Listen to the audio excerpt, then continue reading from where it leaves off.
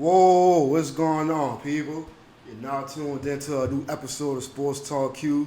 Know it's been a while since I hit y'all up, but here today with a special guest, my man C Boogie. what's good with you? What's up, though? What's happening, man? Happy to be up, bro. Righteous. It's been a long time in the making. I'm trying to get in the studio for like a whole month or something like that. You know, our schedules ain't been really lining up, but finally got my nigga in here. You heard me? So we're gonna do what it do. So he fresh out the fucking Clippers game. You heard me? You know it, a weekly thing. Every week with it. Like episode of Snap in the Saint, you did. Yeah, you're right. What's going on with you? I'm coolin', dog. I'm cool. We got a whole lot to get into today, brother. Yeah, so, man. So what you want to start at? We got a whole lot that we know. Just whatever, facts, color, and ready to, drop it down for you, dog. Whenever you ready. Right. So, I mean, basically, we kind of got this whole idea of getting them on the show because about, like I said, roughly a month ago, I put a list out of the best college football wide receivers of the past 25, 30 years or so. I had my list and he had his list, and we kind of had the same people, but we had people ranked in different spots. So we was like, man, look, come on here. We gonna see. We gonna make it do what it do. So different orders and all. Yeah. So since you been the guest and all, I mean, I guess I'll start off by telling y'all all the people I had on the list, not in order, but I had Jamal Chase, Larry Fitzgerald, Randy Moss, Peter Warrick. I had Michael Crabtree, Braylon Edwards, Calvin Johnson, and I want to say what's the guy? Justin Blackman. That was the 8 guys I had on my list. So out of those 8 guys, let's give them to me in your order. Once you find them. Yeah. I had it. Okay. So. I seen you had your list. You had your list of your top players. I didn't really, care for that order because I've been watching college football for a long time. Yeah. I we done basically seen everybody. I ain't even tell my age, but I mean on that list we done basically seen everybody. You know what I'm saying? So, and then I put my list on Twitter. I responded to your tweet, and people was like having backlash about it. I'm like, but damn, I mean. What you mean? Like all these dudes was cold, man. I ain't seen nobody was sad. I just had my you had it in your order. Yeah. So my list, I had my top 8. I had number 1. I had Larry Fitzgerald at Pitt. Okay. Larry was a dog. He was. Larry was the first. She was the first to do a lot at Pitt, man. You know what I'm saying? For receiver wise. He really turned Pitt up, to be honest. Then he was on the cover of the game. I mean, he was on the cover of college football. So he was a dog. And he was a top 5 pick. Right. Top 3 pick, something like that.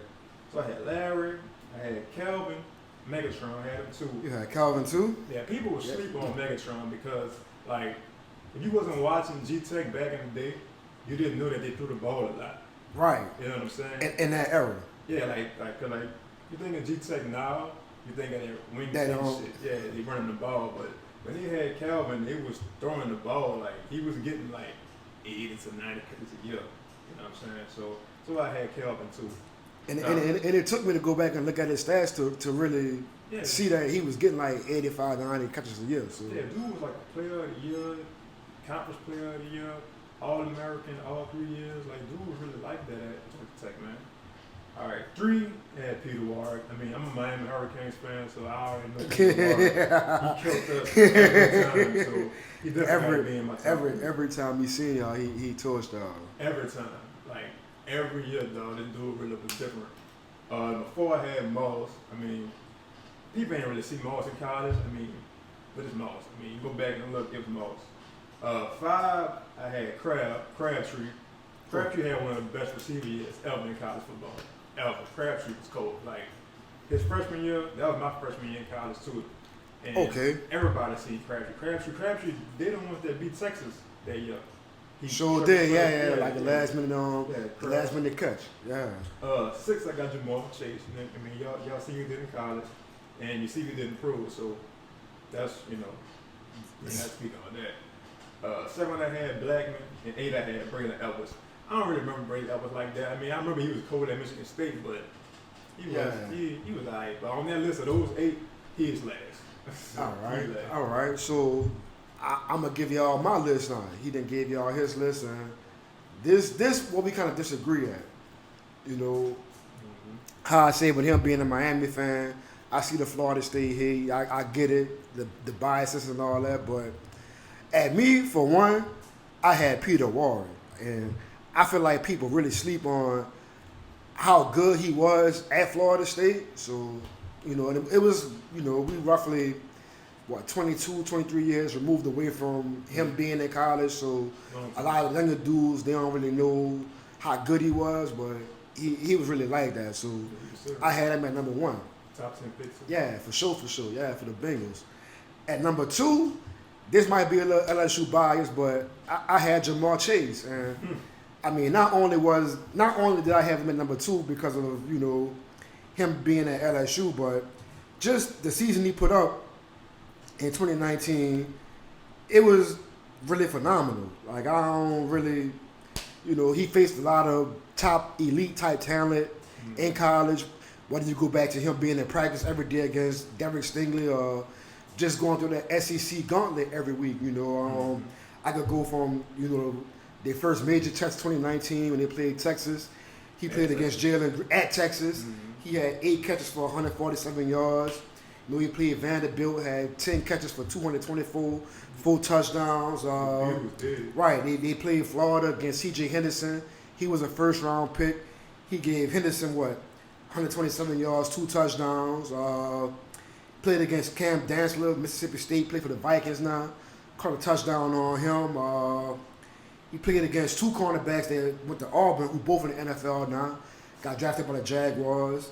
He didn't have a great game against them, but, well, I ain't want to say great, but he had, over 100 yards against them. Of course, after that, Trayvon Diggs, all-pro for the Dallas Cowboys when he was at Alabama.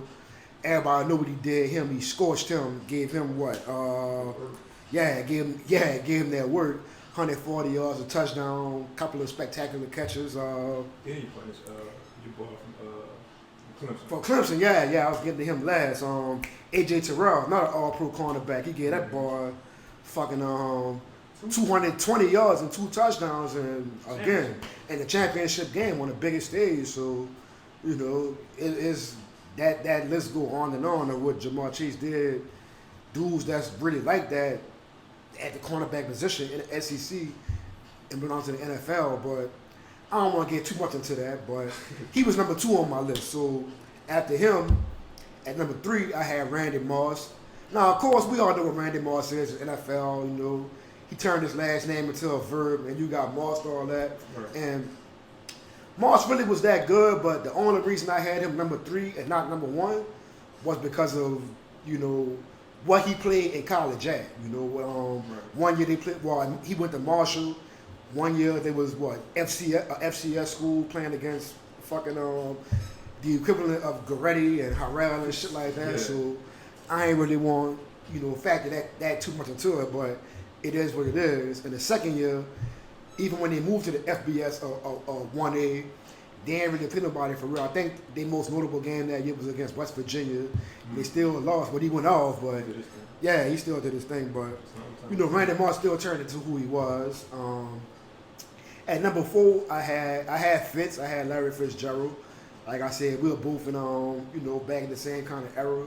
Me in high school watching him and all the stuff he did. He really made me look at wide receivers in a different light as far as highlight catches and shit like that. So after him, at number 5, I had Calvin Johnson. And as he alluded to earlier, a lot of people kind of I don't want to say discredit, but they kind of write off what he did in college because of the perception of what he played at Georgia Tech, triple option and they run heavy offense. But when he was there, he was really getting busy. So I put him at 5. At 6 and 7, I had Michael Crabtree and also had Justin Blackman, respectively. I had Blackman at 6 and Crabtree at 7.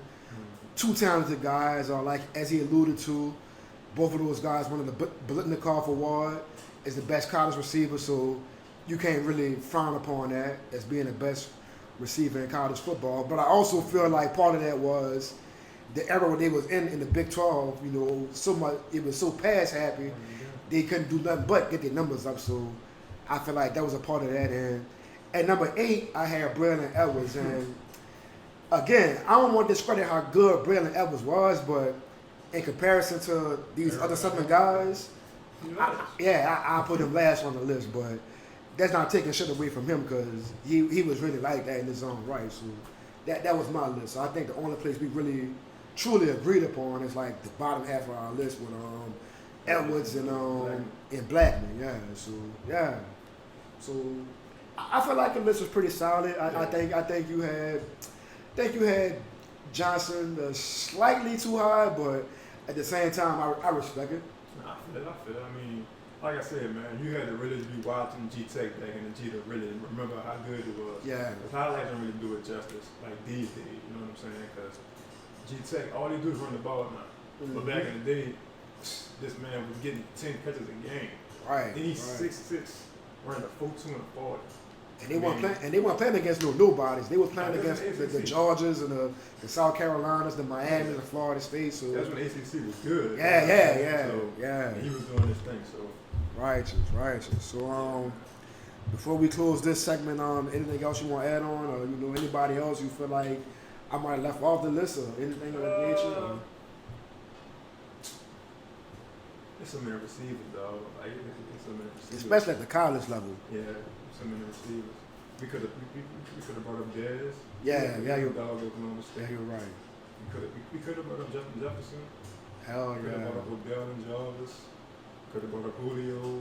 Could have brought up Tavon Austin. It was a lot of guys from Bama. There was a lot of guys from Bama. I kind of struggled to like. I don't want to say keep off, but it was hard for me to keep guys from Bama off the list because, a lot of people say, LSU, Miami, other schools, wide receiver you, but I feel like Alabama has just as good as a claim as anybody else as to being like one of the top producing wide receiver schools. I mean, even if you go to Ohio State with guys like Michael Thomas and even back to David Boston, niggas like that. So it's a lot of guys that can't do that. A.J. Green. Yeah, from Georgia. Yeah, he was the boy in Georgia. So yeah, but that's cool. But now, moving on a little bit, we about 2 weeks removed from the NFL draft. My team, the Saints, he fucked with the Commanders, so he was gonna, the sad ass Commanders. Don't be doing shit in the NFC leagues, but new quarterback, walking to him Wentz. Yeah, walking to man, get the fuck out of here. Walking to him. Walking to him. Who you gonna walk into? Your boy Terry? We ain't signed him back yet, but he could probably be the one getting all the bad. Scary Terry. Yeah. Curtis Samuels. You know what I'm saying? So we gonna be all right, man. I'm hoping maybe 8 and 9, 9 and 8. I'm good. I can see that for y'all. So, how you feel about y'all draft? Like, how you feel about it? I mean, we so far removed from it. I forgot all the people we got. I mean, we got the guy Dotson from Penn State, the other receiver. Yeah, Jahan Dotson. I like him. He's pretty nice. I like him. I didn't think we was gonna get, him at that pick. I thought we were gonna get the dudes y'all got. The dude from Ohio State. Yeah. Olave. Yeah, Olave. I thought we was gonna get him. But shit, when the pick came, we traded back. So we traded back. I was like, well, shit, we either going to receiver or we going to safety. And I thought y'all was gonna get on the ball from Notre Dame. That's what I thought we was gonna get. That's what I thought y'all was gonna get. So when we didn't get him, then I seen the Saints get Olave. Then the Lions got Jameson from Alabama. I was like, well, damn, who the hell? You know what I'm saying? Then we got Dotson. I'm like, okay, well, receiver is cool. Then he nice, but he pretty fast. Yeah. So I like that pick. I kind of forgot who else we got. We got the running back from Bama too, Brian Robertson. Yeah. He pretty good. Yeah, I liked him a lot of Bama. And shit, I forgot who else we picked, man. We picked another lineman too. I forgot the dude's name, but our draft was pretty solid. I mean, we needed a lot, but we just couldn't get everything. Yeah. That's the thing with the draft. You can't. It's rare that a team addresses all their needs in a single draft, but if you could get address like your 2 or 3 most pressing needs, if you get like a good quality at those positions, I feel like you're in good shape, man. I think we got at least 2 or 3 starters in this draft. So you feel like that? Yeah. I fuck with that. And with y'all defense, like I feel like y'all defense like real solid. So yeah, when everybody come back healthy, you know what I'm saying? Our biggest need on defense can probably be linebacker. I think we good everywhere else. Mm-hmm. It's just linebacker can be like our biggest question mark. Alright. So, of course, you're a Commanders fan, but you based in New Orleans, so it's kind of hard for you to not follow the Saints. So, I mean, there's a lot been going on the past month and a half. So, what's Saints been doing their thing, man. Saints been doing their thing, man. That defense gonna be crazy. Man, what? Defense gonna be this like I ain't never seen the same defense with this many playmakers in my whole years of living. They even the dome patrol. At all three levels, yeah. Yeah, I ain't never like they got playmakers and Pro Bowls and all pros from defensive line, linebacker, and you know you got it back there. Now with the secondary, you got Tyron back there. He a ball hawk. You know what I'm saying? Y'all got your boy 22. CJ Garner Johnson. Yeah. You got Lattimore, top 5 corner. I'm glad you said that. I'm glad you said that. Yeah, I give him that top 5 corner. I don't know who the other corner is, but I mean, Roby. Yeah, Roby. For the most part, Lattimore do all the wrong. Yeah. And then you ain't gonna see that many teams with that many receivers that's gonna be doing their thing. But hell yeah. As long as your wide receiver 1 is locked up by Lattimore, you're gonna be all right. Hell yeah. But the question mark for the Saints is going to be the quarterback. Hey, nobody want to hear that from me, dog. Nobody want to hear that, man. Every time I talk about man, get off James. Get off James. James, I ain't gonna hold you. That's a legit concern though. So yeah, talk your shit. Talk your shit. James is good. He's not sad. He's not garbage, but he's just a clumsy, goofy motherfucker. Yeah. You know what I'm saying? Like you just don't know what you're gonna get. And I know every time people talk about James, the Saints fans gonna bring up, well, he was 5-2. He had 14 touchdowns and this, that, third. Like, yeah, I understand all that, but shit, it's still James. Man. Like when you had Drew Brees, you had a quarterback you knew. A franchise quarterback, like you knew what you was getting. You knew what you was getting every week. Uh-huh. You don't know what you're getting every week with James, man. That's my only concern with the Saints. Cause you got everything else. You got everything else. That's why I want y'all to trade for Deshaun. Yeah. You know what I'm saying? Y'all would have got Deshaun with the people y'all got now. This would have been crazy. Yeah, but you hell wouldn't yeah. have got when they got Olave, yeah, when they got him, but Deshaun this offense would have been sick, man. But yeah, We're gonna see what James does. I ain't gonna even hold you. Like I've been a Saints fan for a long ass time. Again, I mean, y'all know how old I am, whatever the case is. Y'all know how long I've been doing this, but like as long as I've been a Saints fan, like what 25, 26 years, whatever the case is. Yeah. Like I ain't never seen this much excitement like going into the season.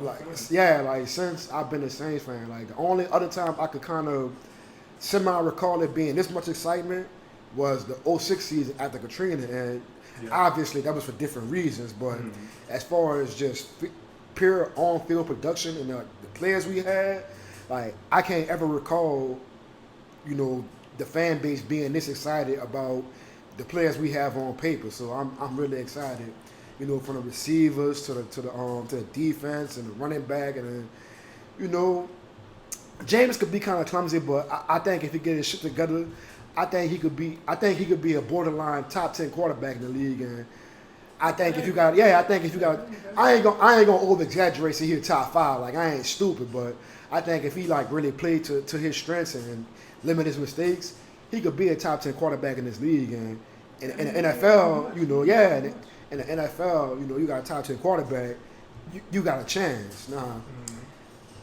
to my point, I feel like our biggest question mark is the offensive line. That's my biggest question. Yeah, I think so.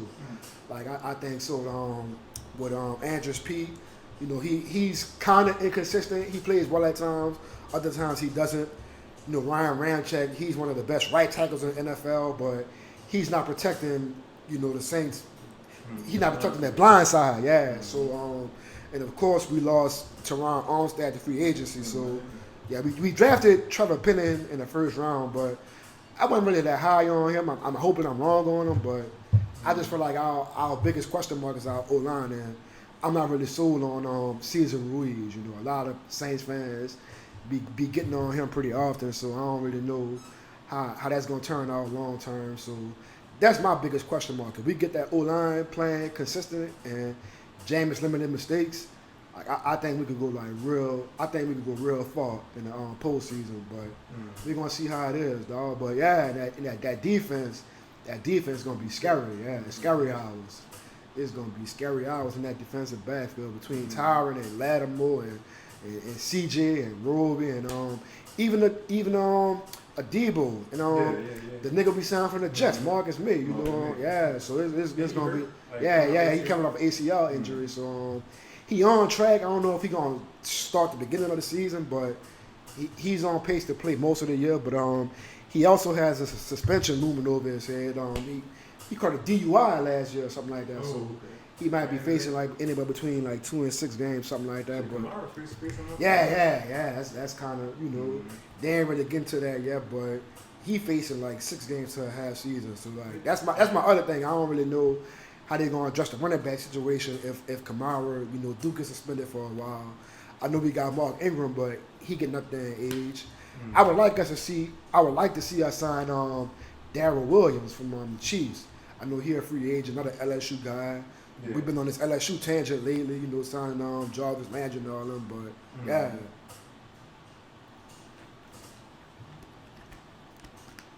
But yeah, bro. I think it's gonna be a real good season. I don't want to get my hopes up too high, but I made a prediction. I made a prediction of like 10-7, 11-6 for the Saints, something like that. So I think that's pretty respectable for the Saints. So we didn't got that out the way now. So now we're gonna move on to our next topic. We've been talking about this on the text for a while, dude. But what's going on with your mans in the SEC? Well, not your mans, but fucking Nick Saban and Jimbo and them. Saint Nick. Yeah, Saint Nick. Man, Nick wrong for that shit, man. He wrong, though. It's so funny because he been doing this for 30 years. And since he was at Michigan State. Exactly. Yeah. He been doing it there, did that LSU. You know he's doing it at Bama. Hell yeah. Like I don't but like as more like that's like the worst kept secret at Bama. Like you sign a Bama, you get a Hellcat or you get a Charger, whatever the case is. Like but they were saying like as more time went on, they were saying he was talking to some of these boosters. Mm-hmm. Some of these boosters, so he'd rather get some more money for the school, but we had to do all that, man. And then when Jimbo shot back at him, Jimbo must have really felt played. Yeah. Jimbo must have really felt played, fool. I didn't see what Dion said, but I seen what Jimbo said. And Jimbo, that's like his. Yeah, they've been together since LSU. Yeah. They was on staff at LSU. Well, not on staff, but when Nick Saban was at LSU, Jimbo was on his staff. So like they was kind of tight for a long time. So Jimbo and Kirby is his two. That's his two. And for Jimbo to come out and say all that, like he must have really felt some type of way. Mm-hmm. You know what I'm saying? And Jimbo, we know what you did, Jimbo. it ain't no secret. It ain't no secret. Like we know you paid them dudes. Like y'all went 8-4 last year, and y'all got the number 1 recruiting class in the country. Like, y'all got players from Florida, Texas, Louisiana. Like whatever. Nobody goes to any of them like that. Man. Hell y'all no. get some players now. Again, y'all got Miles Garrett a few years ago. Y'all got Johnny Manziel. Y'all got Speedy. Y'all got some players before. What's my name from the Broncos? Which one?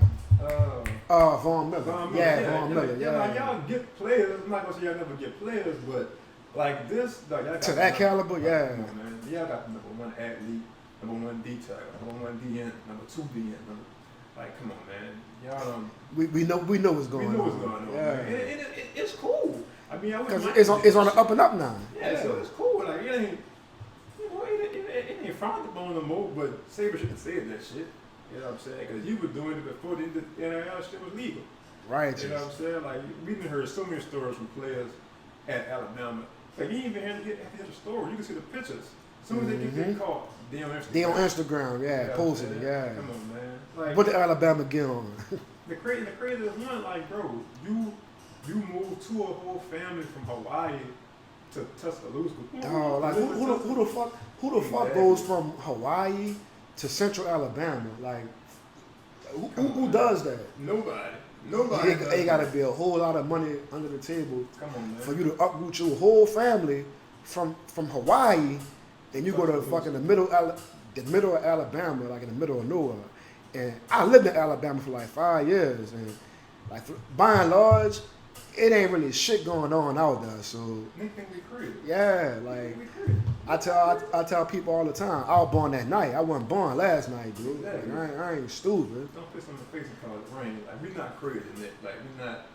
We not crazy though, but that just add more fuel to the fire for the game. Hell and then, yeah. you know, And then they ended up beating last year. Yeah, I was gonna say, yeah. So he probably felt kind of salty about that. Yeah, then that was his first assistant that beat him too. So he probably just felt played. Yeah. Like, first of all, you beat me. Say Nick had a bad year with his assistants. Yeah. Kirby busted his ass. Yeah, the national championship. Yeah. So he probably just felt played all around. Like, man, I lost 2 assistants. And I lost the recruiting to this man. So yeah, like fuck, like he like, man, fuck all this, man. Like, yeah, we gotta do something about this shit. But yeah, so that just added more fuel to the fire for the game. I mean, it was already gonna be a big game because he lost last year. Mm-hmm. Now it's gonna be even bigger. Yeah, that's gonna be. Like, people gonna probably forget about it. Like, for right now. For right now, people probably forget about it. When that week of that game come, they're gonna bring it back up, and it's gonna be like, oh yeah, it's gonna be some big shit. So that's gonna be like the main storyline. You know, Nick Saban against his assistant, bad blood here and there. But yeah, so I feel like Nick Saban. I wouldn't say he was wrong for what he. Well, he was wrong. I ain't gonna even hold you. He was wrong for what he did, but you pretty much just said it. He came off as a grumpy old man who didn't get what he wanted, and now he mad and he complaining about it because he ain't get him. You know, if he would have got the dude named is at Jackson State, I can't think of his name. Yeah, if he would have got Travis Hunter, he wouldn't be named at Jackson State.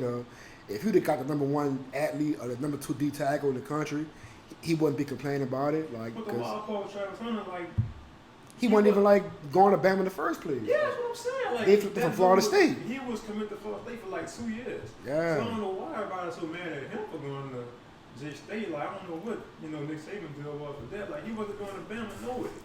But I think that looms to a larger picture of a lot of these top athletes choosing to go to HBCUs over Power 5. So I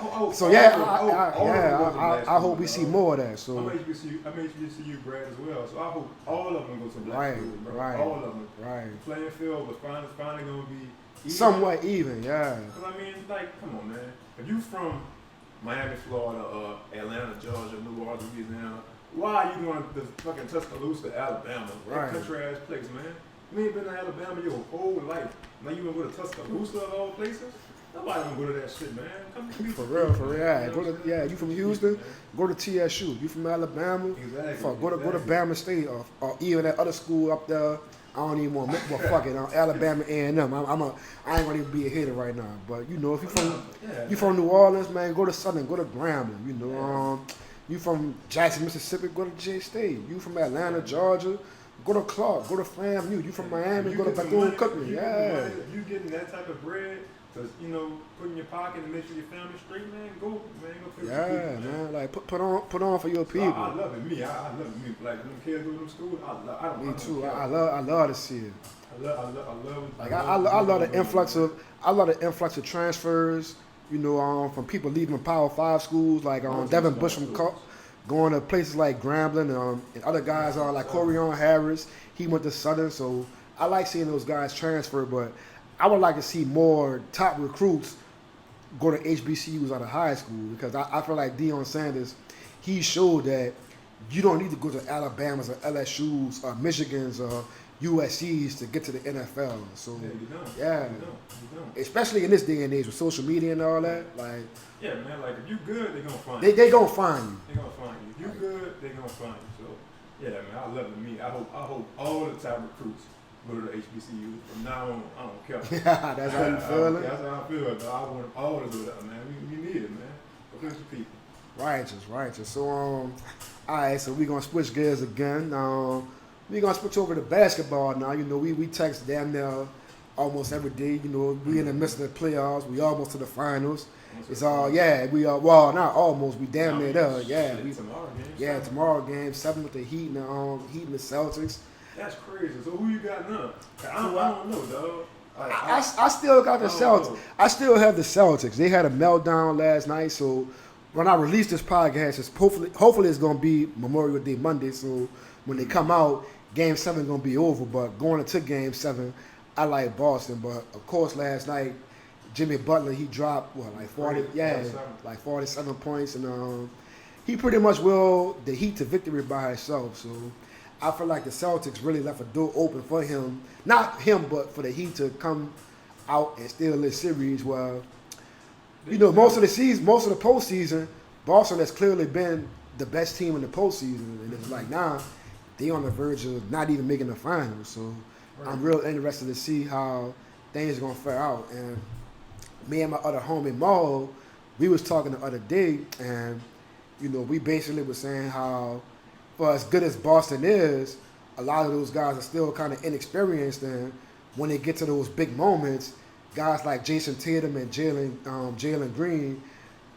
Yeah, I mean Jalen Brown. My bad. I'm thinking about the green jersey, but yeah, Jalen Brown. They don't seize that moment. Like they don't have that. They don't have that killer instinct or that it factor. You know. So yeah, right, and they still pretty young guys, but 24, 25. yeah, but they the vets on that team. So when shit get real, like everybody else look to them to like what we gonna do. So, and I feel like last night's game was a prime example of them not seizing that opportunity, and it could potentially come back and bite them in the ass. But that's wild, though. That is. That's wild, bro. That is. I'll say this though, like I'd rather have Boston in the finals than Miami. Me too. To have a good final. Yeah, I think it'll be a much more interesting It'll be a way matchup. better final than Boston and Golden State. It'll be way more exciting. I think if Miami go to the finals, it's gonna probably be a sweep. It might go 5 games. Sweet. If Boston, that's sweet. Get the brum out. Sweet. Get the brum out. Sweet. No, Janitor status. it's over with. Pack it up. Pack it up. Like I just can't see Miami hanging from those, man. At all. They don't At all. Jimmy could give you one of them games, but That's why I said I think they could possibly win one, but that's it though. yeah, That's it though. And Jimmy could give you 40.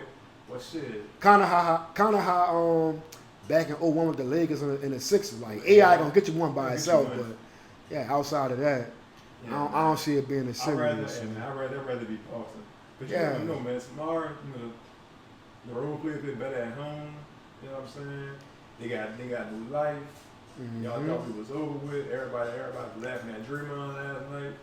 Yeah, I saw that. I don't know, man. Like I could. They say you did that shit on purpose. They say you made Miami mad on purpose and make them go win. Yeah, it worked. Cause dog, like I can see each team winning tomorrow. I can see Boston blowing them out. I can see Miami blowing them out. You know what I'm saying? So I see it being a close. I see it being a close game, and in that situation, like I said, I don't know how Jalen Brown and Tatum gonna react, but I just feel like at the end of the day, I feel like Boston has more talented. Boston is a more talented team. Yeah, they're a better team, man. They should win. They should win. They should win, man. As long as Jimmy Butler don't do Jimmy Butler things and he don't just go wild how he did last night. Jimmy could go wild. Yeah. They still should be able to win the game because they cut the lead. Man, in fact, they tied the game up last night. In the fourth quarter. They tied the game up last night. Yeah. And this tied the game up without Tatum and Brown even doing nothing in the fourth quarter. So I think he only shot like 2 shots in the fourth quarter, something like that. Both of them only shot like 2 times. So we'll see, man. Yeah. We'll see. I mean, it wouldn't surprise me either way, honestly. So. All right. So if Boston do make the finals, who you got in the finals? If it's Boston and Golden State, I think it'll go 7. If Boston and Golden State, I think it'll go 7. And right now today I'm leaning towards Golden State, but Monday, ask me again, I might say Boston. Yeah. Because Boston plays some real good D. Hell yeah. Especially in that half court set. Yeah, it plays some real good D. And I know they deal with Luka, but shit, that's 2 more players you gotta deal with Tatum and Brown and Holford. This nigga here, he goes all shoot 3. Marcus Smart, yeah. Yeah, he fucking Robert Williams. Yeah. So it's like Boston, they got the, they got the manpower. Yeah, they got the players to players to match up well with Golden State. Yeah, I'll say that. And that's why I want to see that series play out, because like I think this would be a challenge that Golden State hasn't seen before, like at all. Even like going back to when they played LeBron James in the Cavs in the finals all those years, or even when they matched up against Toronto when they was hurt. Just them being full strength. They've never seen a team as good defensively as this Boston team is. Yeah. So I'll just give it a 7-game series. So yeah, so since you brought up that let me ask you this: because you're a big KD fan. Yeah, all right, come on, let's roll. Golden State, They back in the championship, back in the finals. Mm-hmm. KD at the crib. Yeah. Got swept.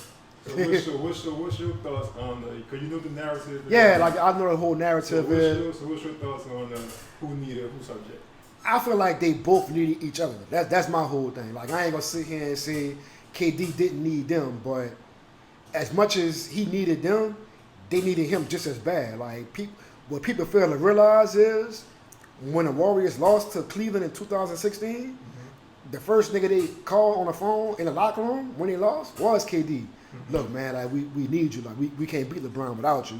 Like they beat him in 2015 because Kyrie and Kevin Love got hurt, so it was basically 3-on-1. 2016, Draymond got ejected Game 5, but Game 6, Cleveland won. It was like, man, we can't beat them unless we got another. Yeah, that's basically what it boiled down to. Now, again, to your point, since KD has left Golden State, he done got knocked out of the playoffs twice. This past season he got swept by Boston, a damn good defense. Year before that, he lost to the Bucks in Game 7. His foot was on the line. If not, he would have advanced. But that's all water under the bridge. Like that happened, he lost. So, I'm a big KD guy, but at the same time, I'm willing to admit that he might not be what's the word I'm looking for? He may not be like a emotional locker room leader type guy. Like he's a hell of a basketball player. He's one of the top 5 talents in the league, but there are certain players like the Michael Jordans, the LeBron Jameses, the Steph Currys, the Shaqs, even the Kobe's, guys like that who are just alpha apex males, and Kevin Durant might not be that. So He just want hoop. he just want go on the court, play basketball, get buckets, and live his life. Like he ain't the type of nigga that's going. Yeah. So And I feel it, man. yeah. But at the same time, for all you guys out there just saying, KD needed the Warriors and they got that without him. Like, man, shut your stupid ass up, man. Like, for real. Like, My thing was, man, and I ain't saying he, like, again, I'm not saying he didn't need them, but they needed him just as much as he needed them. So, like, just tell the whole story. Yeah, tell the whole story. Two things could be right, man. Like, he needed them, they needed him. You know what I'm saying? So. And they got what they wanted. He got what he wanted. He got championships. They got more championships and got to get past LeBron. So in the story. I wish he would stay his ass in Golden State. Man, listen, man. He let the media. He did. Man. He did. I'm staying here, man. Yeah, fuck all that dumb shit. I'm here. Like, imagine him do what this year with KD, man. Man, what? Man. And even if he didn't get hurt when it was 2019, but before COVID, they would have beat Toronto. They would have beat Toronto on his first game back from when he was getting busy out there. He was like 6'6", and then he tore his Achilles. Yeah, like so.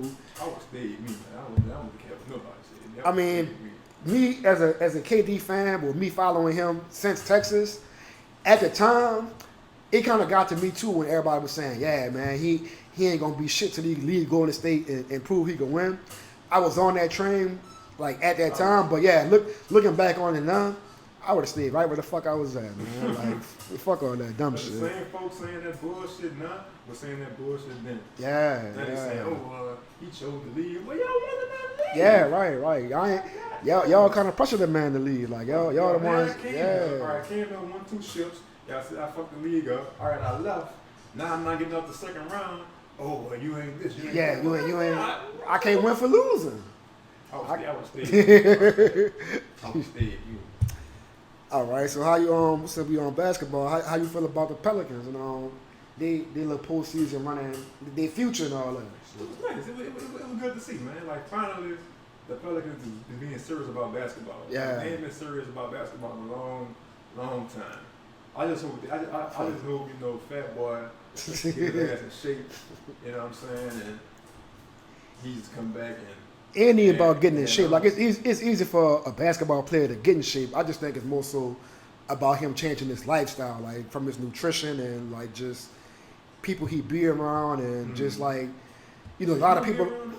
No, I ain't saying like as far as like bad influences like in the streets and shit, but a lot of people talk about how his stepdaddy might be a bad influence in some of the decisions he's making, like some of the, and like just the narrative around him and shit like that. So, and at the end of the day, that's his family. But I just hope that like at some point he kind of branch off away and like just kind of becomes his own businessman on his own, and like kind of speaks for himself in the media. And I know he's still young. He's like 21, maybe 22 years old. So, you know, he's still kind of under the wing and shit like that. But I just think it's time for him to take control of his own narrative. And and again, I just feel like he should, you know, kind of take better charge of his lifestyle, like from, you know, his nutrition and like his weight and shit like that. So I think if he get that in order and like kind of balance that out and steady, I feel like the Pelicans could be a championship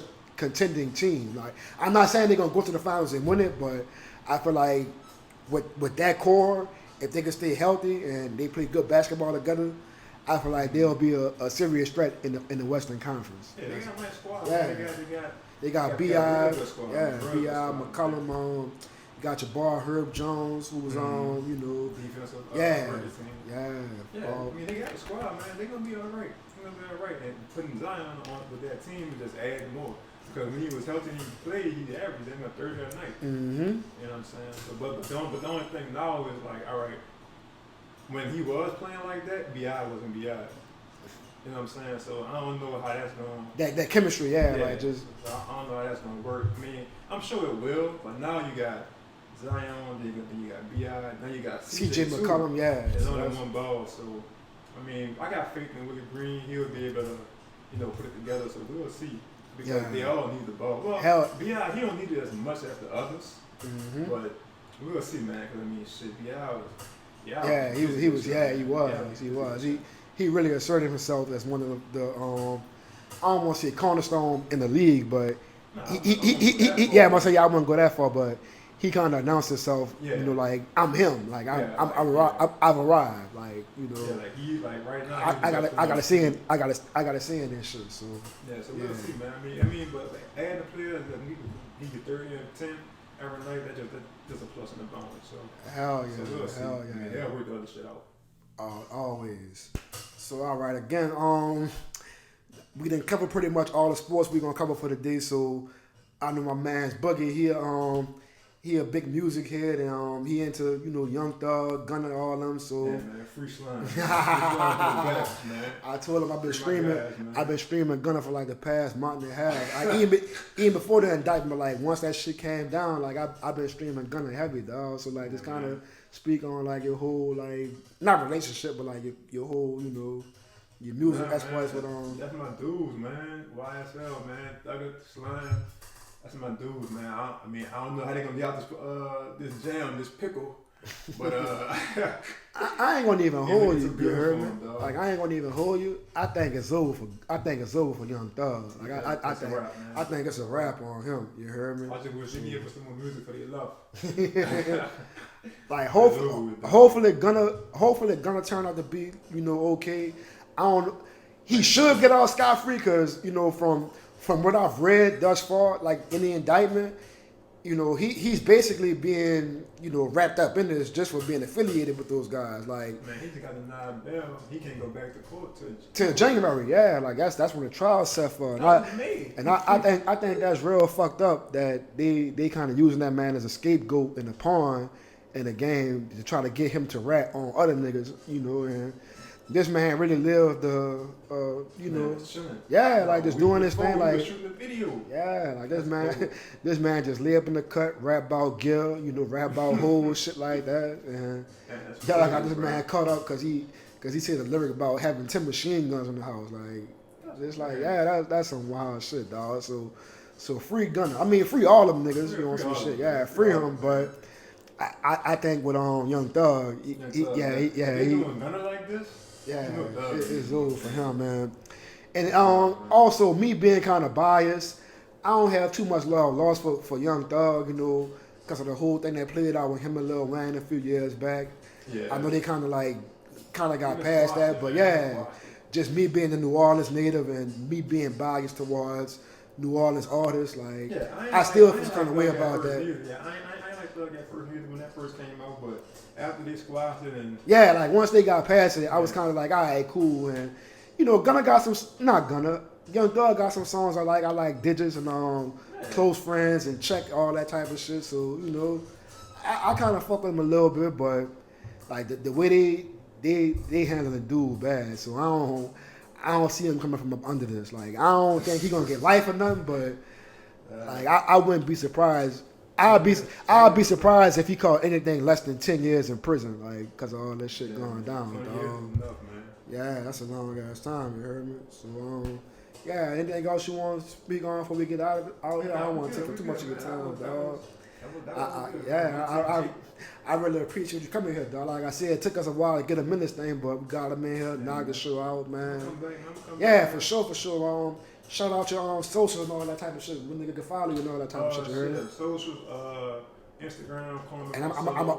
I'm a post it on the thing. You heard me? I'm gonna post it like over this thing and shit. So yeah. Yeah, man. My IG Carmin Marcello. My Twitter is C_32. You know what I'm saying? That's really all I got. I ain't really got nothing else. Y'all can follow me on my Twitter. I'll talk sports. Yeah, sports and music. And bullshit. I might crack a few jokes. But for the main part, I'm talking sports, talking music, man. Righteous. Man, I appreciate you coming out, dog. Till next time. All right. Peace out.